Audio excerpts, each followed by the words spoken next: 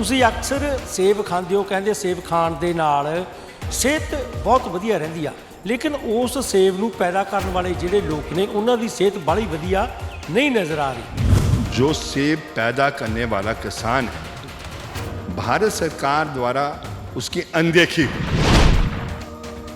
बाहर से सेब आने के लिए तो खुली छूट दे दी कि आप उस पर रोक लगाओ, इंपोर्ट ड्यूटी उस पर लगनी चाहिए। जगह जगह जब भाषण देते हैं कि हम बाहर के सेब को रोकेंगे, सेब को का जूस हर चीज में डालेंगे, ऐसे ऐसे खोखले नारे दिए हैं। पिछले बजट में जो भारत सरकार का हुआ करता था 15,000 करोड़ का MIS मार्केट इंटरवेंशन स्कीम के तहत पर था, इस साल शून्य कर दिया, शून्य। और कानून है जिसके जरिए रेगुलेशन की जा सकती थी, नियंत्रण की जाती थी, वो सारी की सारी छूट दे दी, कोल्ड स्टोर में रख दी है, जिससे कि कॉरपोरेट घराने आए और खुली छूट करे, अडानी की तिजोरी भरे, अबानी की तिजोरी भरे। इनकी तिजोरियां भरनी चाहिए, हमारे लिए सिर्फ खोखले नारे। कोई भी हिमाचल प्रदेश का सेब खरीद ले, उसके न्यूट्रिएंट वैल्यूज उस सेब से अधिक है जो आपका अमेरिका से आएगा, न्यूजीलैंड से आएगा और दूसरे देशों से आएगा। मैं दावा करता हूं, चुनौती देता हूं, मेरे से कोई भी चर्चा कर ले और मैं साबित कर दूंगा कि बाहर का सेब खाए और हिमाचल का सेब खाए, एक हफ्ते खाकर रिजल्ट उसके चेहरे से मैं बता दूं। मैं हरप्रीत सिंह जसोवाल, तुसी वेख रहे हो हमदर्द टीवी। ਤੁਸੀਂ ਅਕਸਰ ਸੇਬ ਖਾਂਦੇ ਹੋ, ਕਹਿੰਦੇ ਸੇਬ ਖਾਣ ਦੇ ਨਾਲ ਸਿਹਤ ਬਹੁਤ ਵਧੀਆ ਰਹਿੰਦੀ ਆ, ਲੇਕਿਨ ਉਸ ਸੇਬ ਨੂੰ ਪੈਦਾ ਕਰਨ ਵਾਲੇ ਜਿਹੜੇ ਲੋਕ ਨੇ ਉਹਨਾਂ ਦੀ ਸਿਹਤ ਬੜੀ ਵਧੀਆ ਨਹੀਂ ਨਜ਼ਰ ਆ ਰਹੀ, ਕਿਉਂਕਿ ਉਹਨਾਂ ਦੇ ਵੱਲੋਂ ਲਗਾਤਾਰ ਰੋਸ ਪ੍ਰਦਰਸ਼ਨ ਧਰਨੇ ਕੀਤੇ ਜਾ ਰਹੇ ਨੇ ਤਾਂ ਜੋ ਉਹਨਾਂ ਨੂੰ ਸਹੀ ਕੀਮਤ ਮਿਲ ਸਕੇ, ਉਹਨਾਂ ਦੀ ਜਿਹੜੀ ਫਸਲ ਆ ਸਹੀ ਸਮੇਂ 'ਤੇ ਉਹਦਾ ਮੰਡੀਕਰਨ ਹੋ ਸਕੇ, ਸਹੀ ਮੁੱਲ ਮਿਲ ਸਕੇ। ਉਹਨਾਂ ਨੂੰ ਸਹੀ ਮੁੱਲ ਨਹੀਂ ਮਿਲਦਾ, ਜਿਸ ਨੂੰ ਲੈ ਕੇ ਨੈਸ਼ਨਲ ਲੈਵਲ 'ਤੇ ਕਾਨਫਰੰਸ ਕੀਤੀ ਗਈ ਆ ਅੱਜ ਚੰਡੀਗੜ੍ਹ ਦੇ ਵਿੱਚ, ਜਿਸ ਦੇ ਵਿੱਚ उत्तराखंड की गल करिए, हिमाचल की गल करिए, जम्मू कश्मीर की गल करिए, तिन्ने स्टेटां जिहड़ियां सेब नूं पैदा करदियां ने, पूरी दुनिया दे विच, पूरे हिंदुस्तान दे विच इन्हां दा सेब पहुँचदा, लेकिन इन्हां दियां आपदियां बहुत सारियां समस्यावां ने। पैसा समय ते नहीं मिलदा, फसल खराब हो जाती आ, बर्फबारी हो जाती आ, सो होर बहुत सारियां प्रॉब्लम्स हैगियां ने जिहड़ियां सरकार तक इन्हां वल्लों पहुँचाईयां जा रहीआं ने। साडे नाल राकेश सिंघा जी ने, जिहड़े कि कन्वीनर ने national Apple federation of India ਦੇ ਉਹਨਾਂ ਦੇ ਨਾਲ ਆਪਾਂ ਗੱਲ ਕਰਦੇ ਹਾਂ। ਸਿੰਘ ਜੀ, ਸਭ ਤੋਂ ਪਹਿਲਾਂ ਤੁਹਾਡਾ ਸਵਾਗਤ ਹੈ ਜੀ। बहुत बहुत धन्यवाद। ਤੇ ਅਸੀਂ ਦਰਸ਼ਕਾਂ ਨੂੰ ਦੱਸ ਦਈਏ ਕਿ ਤੁਸੀਂ MLA ਵੀ ਰਹੇ ਹੋ, ਕਿਹੜੀ ਕਿਹੜੀ ਜਗ੍ਹਾ ਤੋਂ ਰਹੇ ਹੋ ਤੇ ਕਿੰਨੀ ਵਾਰੀ ਰਹੇ ਹੋ ਜੀ?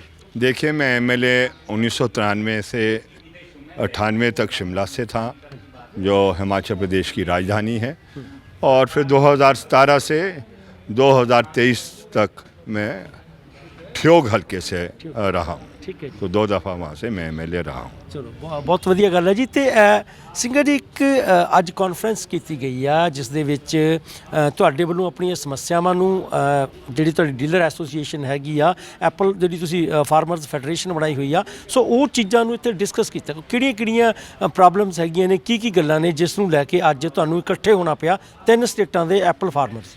देखिए, हम ऐसा महसूस कर रहे हैं कि जो सेब पैदा करने वाला किसान है, भारत सरकार द्वारा उसकी अनदेखी हो रही, और बाहर से सेब आने के लिए तो खुली छूट दे दी है।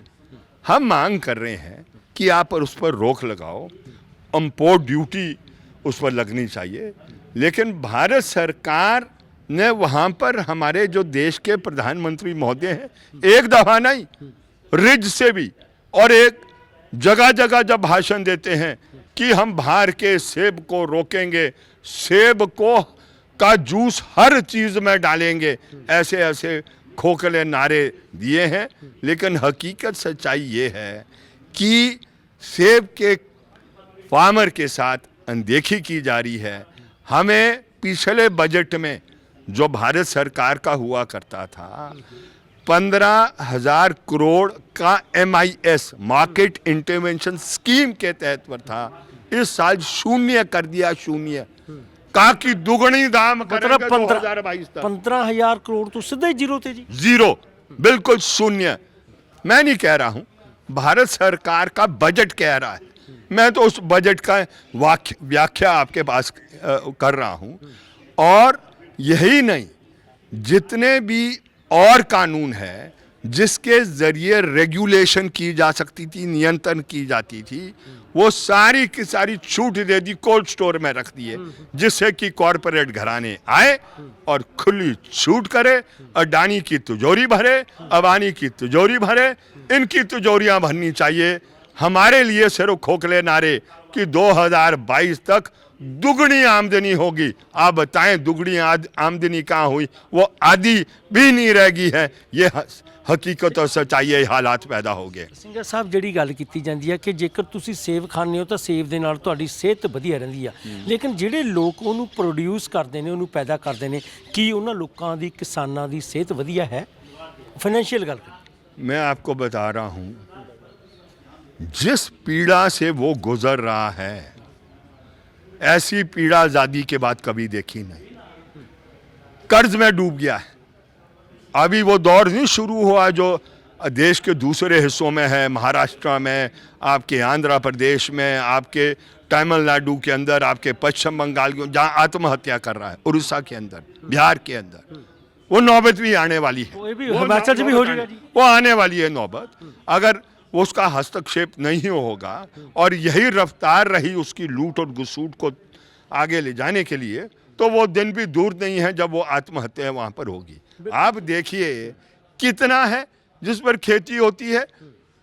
जम्मू कश्मीर है, हिमाचल प्रदेश पूरा नहीं है, उसमें भी 5 जिले हैं, उत्तराखंड में तो शुरू हुआ। देश कितने का है? आपका 140 करोड़ की आबादी है। अगर वो सबको बांटा जाए तो मैं समझता हूँ वो 1 ग्राम भी नहीं आएगा सबके हिस्से में। इतना बड़ा बाजार है, लेकिन आप इस बाजार को और उसको पैदा करने वाले उसको तो मदद नहीं कर रहे हैं, लेकिन आपको वो ज़्यादा प्यारे लगते हैं जो कॉरपोरेट घराने अमेरिका में से पैदा करते हैं। चाहे वॉलमार्ट पैदा करे, चाहे मिन्सेंटो पैदा करे, चाहे कारगिल पैदा करे, जिसको पैदा करने के लिए जो $100 का पैदा करता है, $55 की उसको अनुदान दिया जाता है। हमें 9 रुपये पहले अनुदान मिलता था, आज वो ₹1.5 ही रह गया है 100 रुपये के पीछे। तो मुझे बताएं, हमारी हतेशी की सरकार है या अमेरिका के जो कॉरपोरेट घराने हैं उसकी हतेशी की सरकार है, या अडानी अबानी की हतेशी की सरकार है? उसके तो जो बैंकों से लोन लेते हैं वो तो माफ़ कर दिए, हम कर्ज में डूब रहे हैं। हमें क्या कहते हैं, उस कर्ज से बाहर नहीं निकाला जा रहा है। उसको तो हम मांग कर रहे हैं कि 4% से बैंक से हमें कर्जा दिए जाए, लेकिन देते नहीं हैं, लोनिंग देते नहीं हैं। और जो इंश्योरेंस भी की जाती है वो किसका फ़ायदा? किसान का फ़ायदा नहीं है। जो प्राइवेट कंपनीज इंश्योरेंस कर रही है उसकी तिजोरी को बढ़ाने के लिए किसान को आगे किया जाता है। बेट है, बेट किसके लिए? कि बड़ा शेर आए और उसको खा जाए। ये इस तरीके का एक पूरा माहौल और तंत्र इस देश के अंदर चल रहा है। ਬਿਲਕੁਲ ਜੀ, ਤੁਸੀਂ ਸੁਣਿਆ ਕਿ ਰਕੇਸ਼ ਸਿੰਘਾ ਜੀ ਨੇ ਕਿਸ ਤਰ੍ਹਾਂ ਸਿੰਘਾ ਜੀ ਨੇ ਦੱਸਿਆ ਹੈਗਾ ਕਿ ਇਹ ਜਿਹੜੀ ਗੱਲ ਹੈਗੀ ਆ ਜਿਸ ਦੇ ਵਿੱਚ ਕਿਸਾਨ ਨੂੰ ਦੁੱਗਣੀ ਜਾਂ ਚੌਗਣੀ ਆਮਦਨੀ ਦੀ ਗੱਲ ਕੀਤੀ ਜਾ ਰਹੀ ਹੈ, ਲੇਕਿਨ ਉਹ ਦੁੱਗਣੀ ਚੌਗਣੀ ਦਾ ਛੱਡੋ, ਇਹ ਕਹਿੰਦੇ ਜਿੰਨੀ ਸੀ ਉਸ ਤੋਂ ਵੀ ਅਸੀਂ ਥੱਲੇ ਆ ਗਏ, ਕਿਸਾਨ ਜਿਹੜਾ ਡੁੱਬਦਾ ਜਾ ਰਿਹਾ। ਖਾਸ ਕਰ ਐਪਲ ਫਾਰਮਰਸ ਦੀ ਗੱਲ ਕਰਦੇ ਹਾਂ। ਤੁਸੀਂ ਹਿੰਦੀ ਪੰਜਾਬੀ ਕੀ ਸਮਝ? हिंदी, हाँ। अच्छा, जैसे पूरे देश में बात की जाती है तो कुछ ही राज्य हैं यहाँ पर सेब पैदा किए जाते हैं और उसके किसानों की जो हालात अभी बयान कर रहे हैं, तो आप पहले तो ये बता दीजिए कि फेडरेशन में जैसे ये कन्वीनर है तो आपका ओहदा क्या है? और पहले बताइए। मेरा नाम विजू कृष्णन है। मैं अखिल भारतीय किसान सभा का महासचिव हूँ, जो संयुक्त किसान मोर्चा का भी हिस्सा है। और Apple farmers federation of India जो है अखिल भारतीय किसान सभा से संबंधित है। अभी जैसे जब हम सेब खरीदते हैं, आम दुनिया सारी सेब खरीदते हैं तो उसको बहुत महंगा पड़ता है, मतलब 150, 200, 300 तक जाता है। लेकिन अभी आप जो किसान पैदा करते हैं वो कितने का निकलता है? और इसके बीच में जो बड़ा एक फासला बन जाता है व्यापारी का, किसान का और कंज्यूमर का, तो उसको कैसे दें? ये देखिए, अलग अलग ग्रेड करके तो सबसे बेहतर जो ग्रेड है ए ग्रेड का, तो 2 साल पहले 86 रुपया ये अदानी कंपनी तब देती थी, और वो पिछले साल वो 10 रुपया घटा दिए उसमें। तो और मार्केट में आप जानते हैं उपभोक्ता के लिए कितना क्या दाम पे मिल रहा है। सबसे बेस्ट मतलब ये एक्सपोर्ट क्वालिटी का है, और सबसे जो सी ग्रेड वगैरह जो है उसमें 15 रुपया भी नहीं मिलता 1 किलो किसान को। ये स्थिति है जो जूस और जैम, ये है स्थिति। तो उस स्थिति में पूरे अभी विदेश से भी यहाँ बिना कोई इंपोर्ट ड्यूटी, पहले मात्रात्मक प्रतिबंध होते थे जिसमें कि इससे ज़्यादा, एक क्वांटिटी से ज़्यादा बाहर से नहीं ले आ सकते थे क्योंकि यहाँ का दाम ना गिरे। अभी न्यूजीलैंड से और अमेरिका से सेब यहाँ ले आने का, ये अभी नरेंद्र मोदी का अमेरिका ट्रिप जो हुआ था उसमें 20% जो ड्यूटी था सेब पर ही नहीं, अखरोट, बादाम, मसूर दाल, ये सब भी कटौती किया है। तो यहाँ के किसान के लिए ना कोई मदद कर रहे हैं, ना सब्सिडी दिया जा रहा है, ना कम ब्याज पर ऋण दिया जा रहा है, फसल बीमा नहीं दिया रहा है। आप साउथ से आते हैं, अगर हम बात करें ऑल ओवर इंडिया की, किसान ऐसे आप लोग इस तरह से बयान कर रहे हैं कि ऐसी स्थिति है, लेकिन फिर भी जो बीजेपी गवर्नमेंट है वो कैसे आ जाती है? नहीं, एक चीज़ जो है, साउथ से मैं आता हूँ और वहाँ नकदी फसल, जिस राज्य से मैं आता हूँ नकदी फसल कहते हैं, कमर्शियल क्रॉप्स, वो ज़्यादा होता है। वहाँ सबसे पहला मार वो सिर्फ भाजपा ही नहीं, कांग्रेस के भी सरकार थे, उनका नीतियों का भी असर रहा है क्योंकि मुक्त व्यापार समझौते किए। तो वहाँ से जो चाय पत्ती, रबड़, कॉफ़ी वगैरह दक्षिण पूर्वी एशिया से यहाँ बिना शुल्क यहाँ आती, तो उससे सबसे पहले केरल में खुदकुशी बहुत बड़े पैमाने 2000 और 2006 के बीच। तो वही स्थिति उत्तर भारत में, हिमाचल और जम्मू कश्मीर वगैरह में, जो जहाँ वालनट हो या बादाम हो या फिर सेब उत्पादक है, उनका स्थिति भी वही होने वाला है। इसमें आप जो बोले वो चुनाव कैसे जीत के आ रहे हैं, चुनाव कैसे जीत के वो हारे भी हैं। आंदोलन के बाद 3 काले कानून वापस भी जो पहले बोले एक भी कॉमा भी नहीं हटाएंगे, वो घुटना टेक के माफ़ी मांग के वो 3 काले कानून वापस लेना पड़ा। और तो बिल्कुल आपकी सही बात है कि जब ਜਦੋਂ देश की जनता खड़ी हो जाती है तो चाहे किसान होण ਜਾਂ कोई भी हो, ਜਦੋਂ देश की जनता खड़ी होंदी है तो ਜਿਹੜੇ फैसले आ वो जनता के हक ਦੇ ਵਿੱਚ करने ਪੈਂਦੇ ਨੇ। ਕਿ जी ये कौन ने ਤੁਹਾਡੇ ਨਾਲ ਮੈਂਬਰ, ਇਹਨਾਂ ਦਾ भी ਸਾਨੂੰ ਦੱਸ ਦਿਓ काइंडली। देखो, ये हिमाचल प्रदेश के किसान हैं, अलग अलग ज़िलों के हैं। ये हमारे सिरमौर ज़िला है, ये नया ज़िला है जहाँ पर अब सेब पैदा किया जा रहा है। ये शिमला ज़िला से है, कोटगढ़ इलाके से। ये आपके पवन जी हैं, ये आपके है जो जुब्बल कोटखाई, जहाँ के पहले मुख्यमंत्री ठाकुर रामलाल जी रहे, उस इलाके के हैं। ये विजय राष्ट्रा जी है ना, ये लालचंद जी हैं, और ये इंदर कैंथरा फौजी है, ये नारकंडा से है, जो आपने बहुत मशहूर जो टूरिस्ट एरिया है उस एरिया से ये आते हैं, और चेरी भी उस इलाके में बहुत हुआ करती है। आपसे भी हम बात करेंगे, आइए आप बात करें। आपका नाम क्या है? तो आपको क्या लगता है कि आप पंजाबी हिंदी में कैसे बात करें? हिंदी में करेंगे। तो आपको क्या लगता है कि जैसे ऐसी प्रॉब्लम्स क्रिएट होती हैं, खासकर सेब के किसानों की बात करें, एप्पल किसानों की बात करें, उनके लिए बड़ी प्रॉब्लम्स, जैसे आपकी पूरी यूनियन इसमें डिस्कशन कर रही है, सो इस चीज़ को सॉर्ट आउट कैसे किया जा सकता है? इसका हल क्या निकलता है? सर, इसका हल तो यही है, जब किसान आज बड़ी भयंकर दुर्दशा में है, अगर किसान एकजुट होगा, एकजुट होकर लड़ेगा अपनी फसल को बचाने के लिए, सरकार के खिलाफ लड़ना पड़ेगा, संगठन बनाने पड़ेंगे, संगठन का निर्माण करना पड़ेगा, तभी हम इस सेब की खेती को बचा सकते हैं। अन्यथा सेब की खेती को बचाना बहुत मुश्किल है सर। बिल्कुल। आप क्या बोलना चाहोगे? देखिए, ये जो सेब की खेती है, हम जानते हैं कि ये बहुत घाटे के अंदर चल रही है ना। जो काम सरकार को करना चाहिए था, जो सरकार ने अपने हाथ में जो हस्तक्षेप करना चाहिए था, वो हस्तक्षेप नहीं कर रही है। सरकार क्या कर रही है कि जो अपना दायित्व था उसका, उसकी जिम्मेवारी थी कि किसानों को कैसे उसकी जो एमएसपी बढ़ाना है या उसकी जो और चीज़ें हैं उस पर कैसे फ़ायदे की सिचुएशन क्रिएट करनी है, वो बिल्कुल सरकार उससे अपना हाथ पीछे खींच रही है। ये स्थिति है। ਬਿਲਕੁਲ ਜੋ ਸਰਕਾਰ ਆਪਣੇ ਹੱਥ ਪਿੱਛੇ ਖਿੱਚਦੀ ਹੈ ਜਿਸ ਦੇ ਕਾਰਨ ਕਿਸਾਨਾਂ ਦਾ ਨੁਕਸਾਨ ਵੀ ਹੁੰਦਾ। ਰਕੇਸ਼ ਜੀ ਹੁਣ ਕੀ ਡਿਮਾਂਡ ਕੀ ਆ ਤੁਹਾਡੀ ਤੇ ਤੁਸੀਂ ਮਤਲਬ ਇਸ ਚੀਜ਼ ਨੂੰ ਕਿਵੇਂ ਜਿਹੜਾ ਕਿਸਾਨਾਂ ਨੂੰ ਇੱਕ ਮਤਲਬ ਬੈਨਰ ਦੇ ਥੱਲੇ ਕਿਵੇਂ ਲੈ ਕੇ ਆਓ?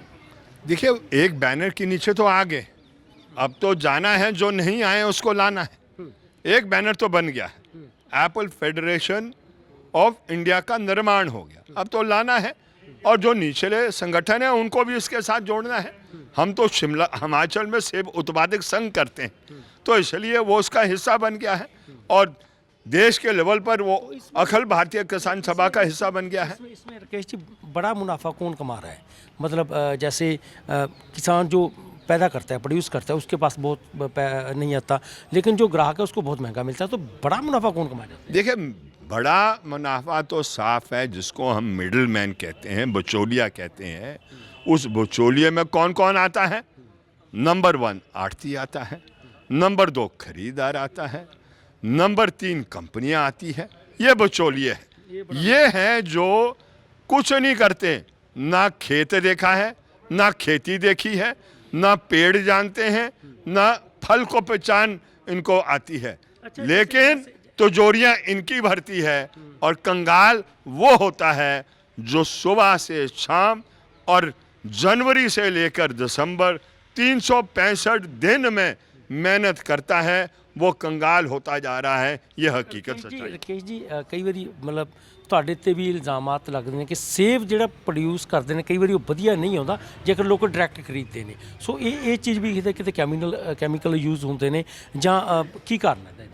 मैं आपको बताऊं, ये सारी बातें कहने की है। आज बहुत बड़े पैमाने पर किसान ऑर्गेनिक खेती की ओर भी चले गया है, बहुत चेतना बढ़ गई है। ये जो एक नई समझ है, नया वो है कि कार्बन सिंक करने के लिए, है ना, वो जो कार्बन एमिशंस जो इतने बड़े पैमाने पर हो रहे हैं, उसका हिस्सा बन रहा है किसान। और मैं आज बता दूं, मैं दावे से ये कहता हूं, कोई भी हिमाचल प्रदेश का सेब खरीद ले, उसके न्यूट्रिएंट वैल्यूज उस सेब से अधिक है जो आपका अमेरिका से आएगा, न्यूजीलैंड से आएगा और दूसरे देशों से आएगा। मैं दावा करता हूं, चुनौती देता हूं, मेरे से कोई भी चर्चा कर ले और मैं साबित कर दूंगा कि बाहर का सेब खाए और हिमाचल का सेब खाए, एक हफ्ते खाकर रिजल्ट उसके चेहरे से मैं बता दूं। बाकी चर्चा करने के लिए तो ये चर्चाएं चलती रहेगी। एक लास्ट क्वेश्चन ये है कि आप डिमांड क्या करते हैं अभी सरकार से, क्योंकि जो पीछे कोविड रहा है उसमें अगर सबसे अच्छा कोई जीडीपी अगर देश के हिस्सा डाला है तो वो किसानी थी, खेती बाड़ी सेक्टर था, तो आप डिमांड क्या करते हैं कि इस चीज़ को बचाया जा सके? देखिए, 14 डिमांडें हैं, फटाफट बताऊंगा।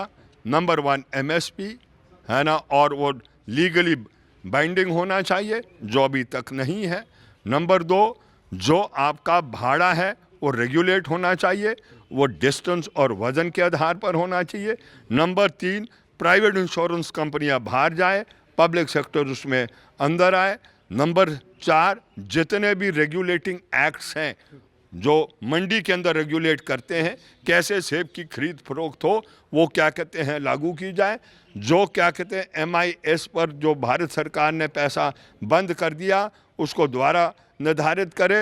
जो अनुदानों पर रोक लगाई है उसको क्या कहते हैं बहाल करे। और अगला R&D को मजबूत करे।